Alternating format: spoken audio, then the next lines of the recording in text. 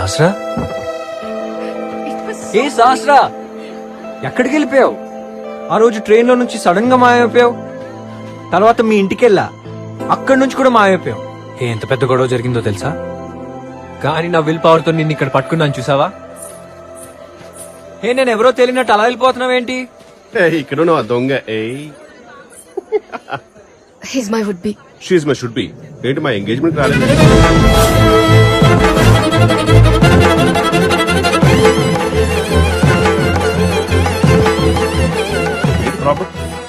Sahasra hello, ఎవడ్రా నువ్వు? Childhood friend? అన్నవర్సిగా కదా? అన్నవర్సి ఎవడ్రా నువ్వు? నల్లగా పందిలా ఉన్నావు పక్కలా. మరి నువ్వు తెల్లగా పౌరులాగా ఉన్నావు. రంగుల గురించి మన ఇద్దరే మాట్లాడుకోవాలి. ఎంతకీ ఏం పేరు నీ పేరు? చింటూ.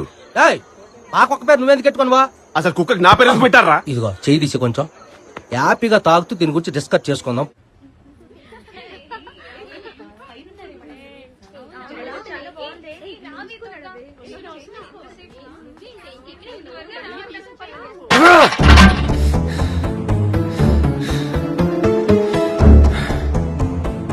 సహస్రా అక్క,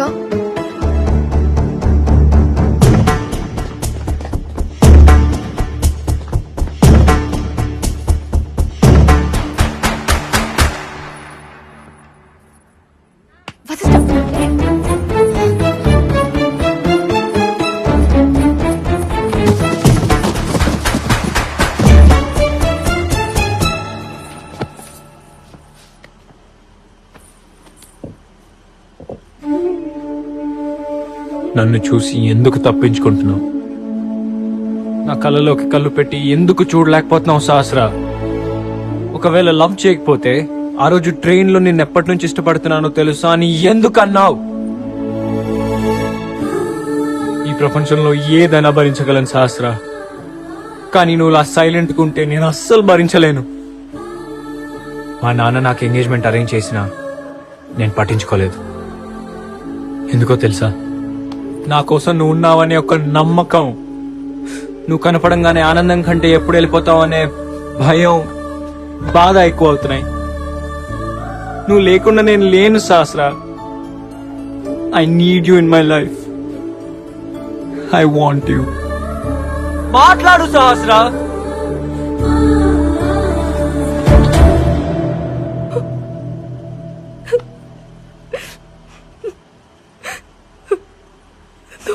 ఉంది.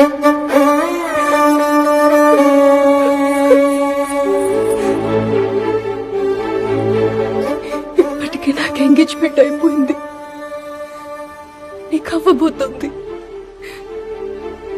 మనం ఎన్నిసార్లు కలిసినా అన్నిసార్లు విడిపోవాల్సి వస్తుంది. ఇదే మన డెస్టినీ. కాదు సహస్రా, మనం విడిపోయిన ప్రతిసారి కలుస్తున్నాం. ఇప్పుడు నువ్వు వెళ్ళినా మళ్ళీ కలుస్తాం. ఈసారి చివరి దాకా కలిసే ఉంటాం. ఇది నేను అర్థం చేసుకున్న డెస్టినీ. ఇప్పుడు నేను వెళ్ళిపోతే మనమే జీవితంలో మళ్ళీ కలవం వసి. ఇది final destiny. Destiny destiny destiny.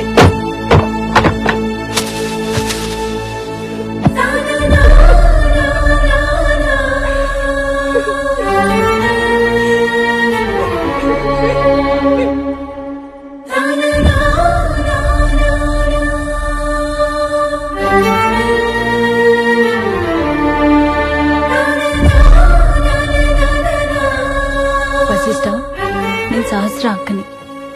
తనకి ఎంగేజ్మెంట్ జరగడం నిజమే. అబ్బాయి మా బావే. ఇదంతా నా వల్లే జరిగింది. తనదేం తప్పులేదు. అప్పుడు ఇంట్లోంచి పారిపోయిన సహస్ర నేను ఎలా ఉన్నానో చూడడానికి నా దగ్గరకు వచ్చింది.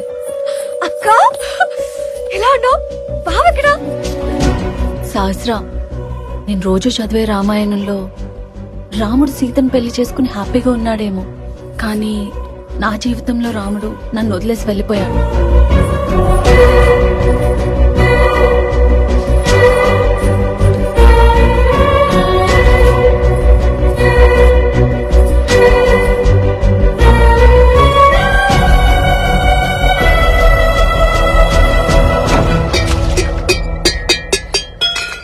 ఏ మొహం పెట్టుకొచ్చావు? నువ్వెందుకు తీసుకొచ్చావు? ఊరు పేరు తెలీదు, అమ్మా నాన్న తెలీదు, సంగీతం నేర్చుకుంటానని వాడు వల్లో పడి వాడితోనే చెప్పకుండా పారిపోవడానికి ఎంత ధైర్యమే? చెప్పే వెళ్ళా నాన్న. ఎవరికి చెప్పెళ్ళావు? నానమ్మకి. ఇది ఎక్కడ వింత రామాయణమే?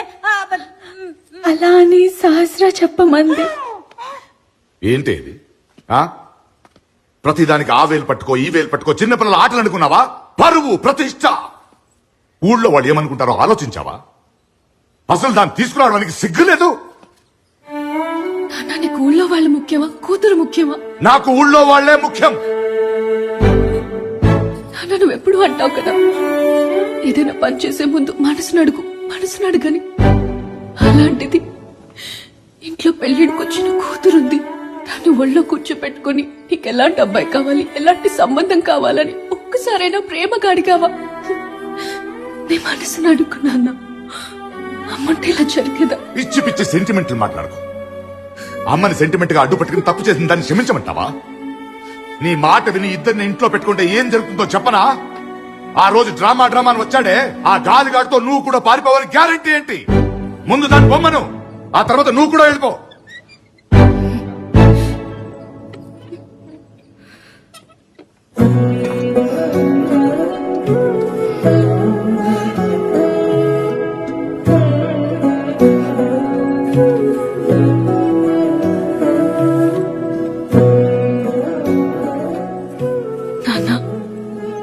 ఇదమ్మ నీకెంతో ప్రేమగా ఇచ్చింది. ఇప్పటి వరకు నువ్వు దీనిలో తప్ప దేనిలో నీళ్లు తాగలేదు. అలాంటి దీన్ని విసిరికొట్టావు. అది ఆలోచనతో కాదు, ఆవేశంతో. అక్క కూడా ఆ పని ఆవేశంతోనే చేసింది నాన్న. అయినా ఇప్పుడు అక్కని క్షమించి ఇంట్లోకి రాణిస్తే నేను కూడా అక్కలాగే ఎవరితోనూ వెళ్ళిపోతాననే కదా నీ భయం.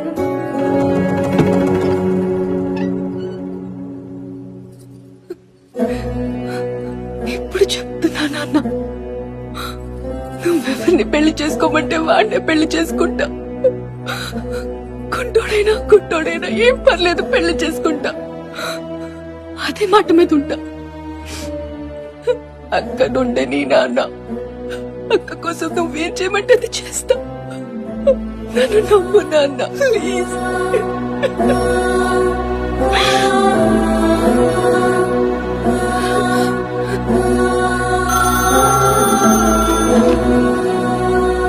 హలో అంకిత, నీ కొడుక్కి నా పెద్దదాన్నిచ్చి పెళ్లి చేస్తానని మాటిచ్చాను కదా, సహస్రనిస్తున్నా.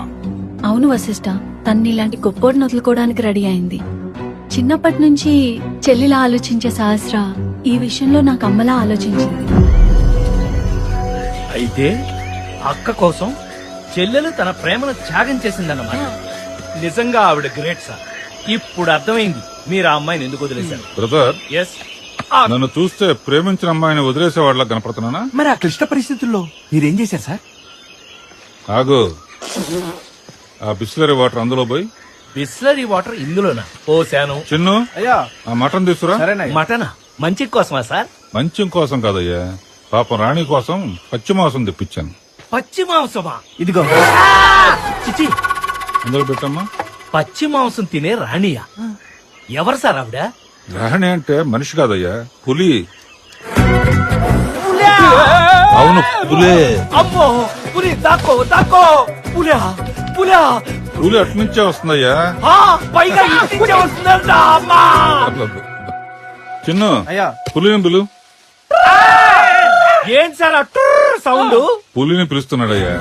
సరదా కాసేపు ఉండి పులితో సెల్ఫీ తీసుకుంటారా? సార్, మీరు పదేవారు సార్. అదే జీవితంలో చివరి పుట్ట అవుతుంది. మీరు పదండి సార్, మిగతా కథ చెప్పండి. అక్కడి నుంచి అక్కను వదిలేసిన ఆ నీచుడు పని పట్టడానికి డిసైడ్ అయిపోయాం.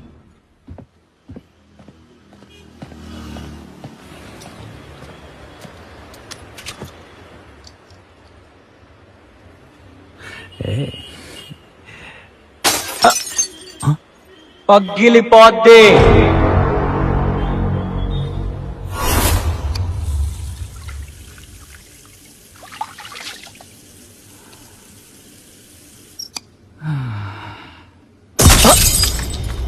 పగిలిపోద్ది.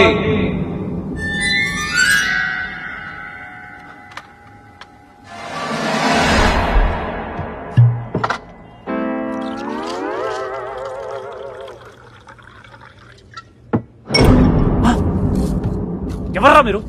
పగిలిపోద్ది. ఓ మీరా? అసలు మీ ప్రాబ్లం ఏంట్రా? ఆ ప్రాబ్లం చెప్తే నీకు పగిలిపోద్ది.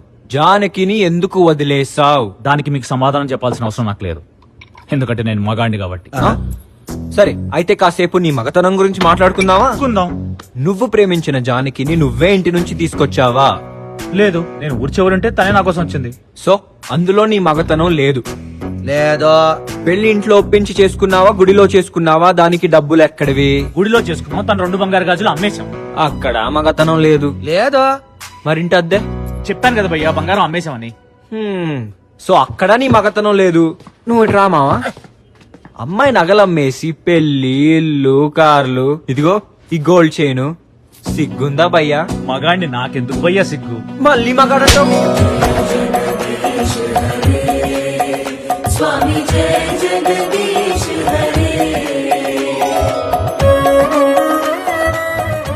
పని అయిపోయింది మావా. పని అయిపోయిందా? కార్ రెడీగా ఉంటే మీతో పాటు బయలుదేరి వచ్చేస్తాను భయ్యా. అన్నట్టు మీ వాడి పేరు వశిష్ఠుడు కాదు భయ్యా, నా పాలిటి వ్యాసుడు. 2 minutes మొత్తం చదువుకుని వచ్చేస్తా. Janaki I miss you. ఏంటో నీ పేరు మారిపోయింది, ఆడు మారిపోయాడు. లోపల తీసుకెళ్ళి ఏం చెప్పావురా? భారత్ అని చెప్పాను మావా. ఏటి ఒక్క నిమిషంలో భారతం చెప్పేశావా?